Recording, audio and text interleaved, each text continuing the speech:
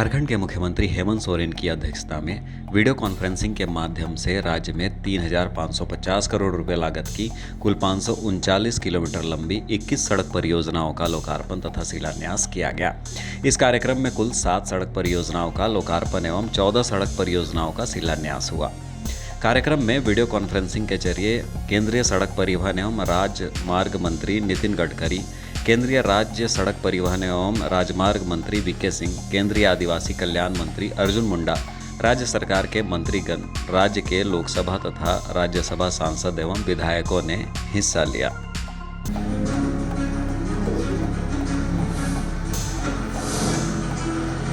करोड़ की लागत से 539 किलोमीटर लंबी 21 सड़क परियोजनाओं का लोकार्पण किया जा रहा है। आज लोकार्पण होने वाले परियोजनाएं हैं प्रदान करता है।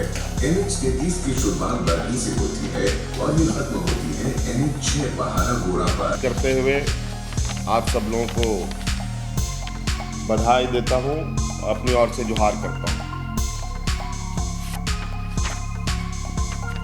जो मुझे बताया गया है, जो अभी हम लोगों ने देखा है, लगभग हमारे इस प्रदेश में 2750 करोड़ का सड़कों का उद्घाटन हुआ है और लगभग 750 करोड़ का योजनाओं का शिलान्यास होना है। और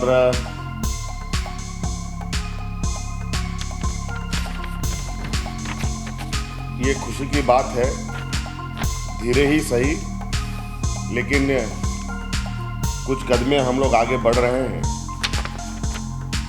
आदरणीय गडकरी साहब से आग्रह भी है और थोड़ी हमारी चिंताएं भी है कि जिस तरीके से हम लोग सड़कों को लेकर हमारे राज्य में आगे काम चल रहा है, मुझे लगता है इसमें थोड़ा विशेष ध्यान देना पड़ेगा। जैसे कि अर्जुन मुंडा जी ने पहले ही कहा कि झारखंड प्रदेश में बहुत बड़े पैमाने में विभिन्न तरीके के खनिज संपदाओं का खनन किया जाता है और इसका मूवमेंट रेल और सड़क के माध्यम से ही होता है, जो कि लगभग 60-40 के रेशियो में है। ये तो पूरे देश के पैमाने पर है। राज्य में हमारे बड़े पैमाने पर सड़क मार्ग के माध्यम से ही खनिज संपदाओं का आवागमन होता है। सिर्फ हमारे ही राज्य के खनिज संपदा बाहर हमारे राज्य से नहीं जाते, बल्कि उड़ीसा के भी हमारे राज्य से होते हुए जाती है, कई खनिज बाहर जाते हैं। बंगाल के भी कई खनिज संपदाएं हमारे राज्य से होते हुए ही जाती हैं। तो इस स्थिति में राज्य में सड़कों का बेहतर होना बहुत ही आवश्यक है, लेकिन इसको मैं थोड़ा सा पीछे जा कर के देखने की कोशिश कर रहा हूँ।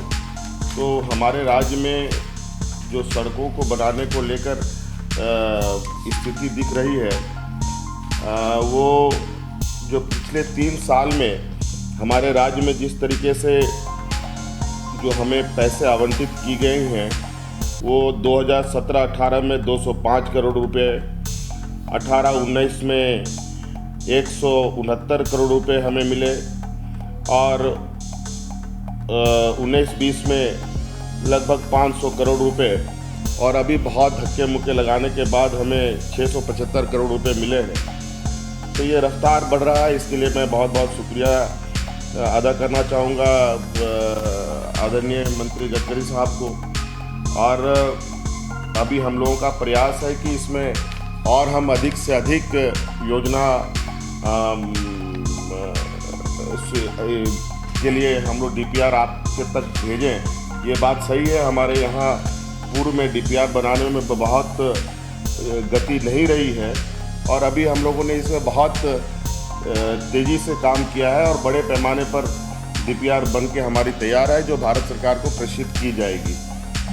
सर, भारतमाला के तहत कुछ योजनाएं हैं जो हमारे राज्य में चल रहे हैं। पहला योजना छत्तीसगढ़ रायपुर धनबाद, जो लगभग 260 किलोमीटर जो झारखंड के अंदर आता है, जो 140 किलोमीटर का काम चल रहा है और शेष जो 140 किलोमीटर है उसे जल्द से जल्द लिया जाए, ये हमारा आग्रह होगा।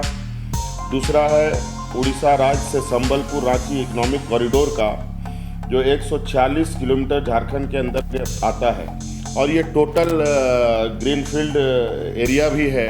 इसमें मुझे लगता है कि कोई दिक्कत नहीं होनी चाहिए सड़क बनाने में, और न ज़मीन की कोई उपलब्धता को लेकर कोई दिक्कतें होंगी। तीसरा है रांची से पारादीप इकोनॉमिक कॉरिडोर का, जो खूंटी हाटगमरिया जामतड़ा से होते हुए उड़ीसा जयंतगढ़ होते हुए उड़ीसा जाएगी, जो लगभग 188 किलोमीटर का स्ट्रेच झारखंड में पड़ेगा सर। इसके अलावा यूपी से बनारस से रांची तक इकोनॉमिक कॉरिडोर, जो NH-75 है, जो लगभग 260 किलोमीटर का स्ट्रेच झारखंड में है। इसे भी बहुत ही ये एक महत्वपूर्ण सड़क है, जिसमें लगभग 55 किलोमीटर का काम हो चुका है 4 लेनिंग का, और लगभग वही 200 से अधिक 204-5 किलोमीटर शेष बाकी है। इसे जल्द से जल्द लिया जाए, जल्द से जल्द इस पर काम हम लोग कर पाएँ तो हमारे लिए, इस राज्य के लिए एक बहुत बेहतर ये सड़क साबित हो सकता है।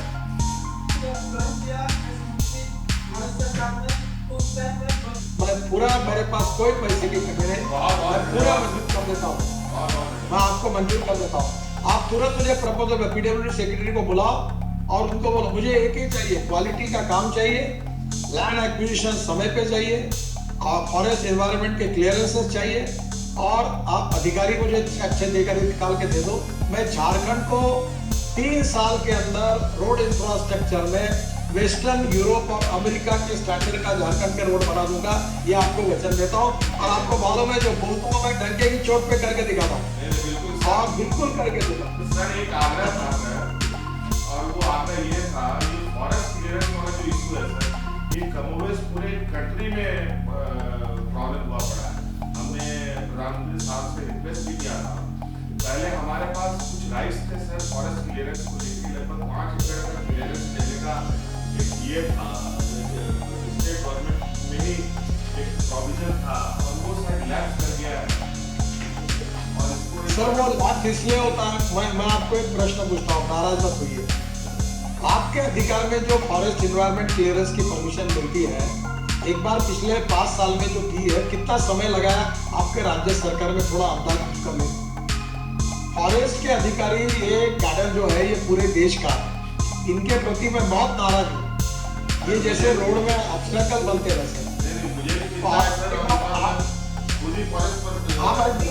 आपका रिव्यू करेंगे हमारे रोड का, और मुझे भेजिए, मैं आपको जावड़ेकर जी के पास लेकर आपको जो भी बातें वो सॉल्व कर दूंगा। और ये जो काम नहीं करेंगे, इनको जरा कड़क शिक्षा करिए, इनका ध्यान रख कराइए, तो कड़ी कार्रवाई करिए। इतना मैं आपसे मदद करूँगा, मैं मदद करूँगा। मैं फिर से एक बार आपको बहुत बहुत धन्यवाद देता हूँ। और आपका NH का भी कोई भारतमाला में भी नया सेकंड फेज डाल रहे हैं, कोई इंपॉर्टेंट प्रोजेक्ट होंगे तो वो भी डालेंगे।